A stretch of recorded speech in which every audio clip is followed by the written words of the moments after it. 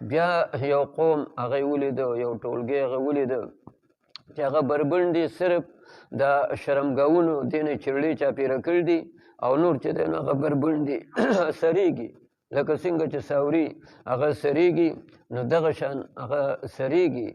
نو دغه جبرائیل علیه السلام نو نبي علیه السلام تپوس وکړو چې دا کوم خلق دی؟ وی دا هغه خلق دی چې زکات نه ورکوي.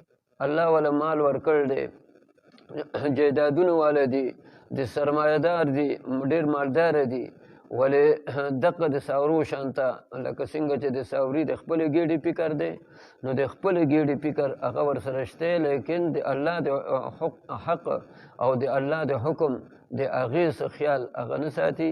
نو دا هغه قسم خلق دی. یو بل ټولګی هغه چې دی نو ولیده چې د هغو ته مخکې غوښې پرتې دي مردارې، بوی ته نه چې دی نو ځي کچه غوښې دي، دې غاړې پخې رتې چې دی نو غوښې پرتې دي، هغې کې بوی هغه چې دی نو نشته او ښه صاف سوتره دي. دو هغه صاف سوتره غوښې هغه نه خوري او دغه مردارې او دغه چې دی نو بویناکې دا چې دی نو خوري. نو نبي علیه السلام جبرائیل علیه السلام ته وی دا کوم خلق دی؟ وی دا هغه خلق دی چې خپل نکاح کړي هغه پرېږدي او غیر محرمو او غلطو خبرو هغې پسې هغه چې دی نو هغه ګرځي. نو دا هغه خلق دی چې هغه حلال چې الله والا کوم شی حلال کړی دی هغه یې پرېښی دی، د حرامو پسې دې پسې ګرځي، دا هغه خلق دی. بیا یو ټولګی هغه داسې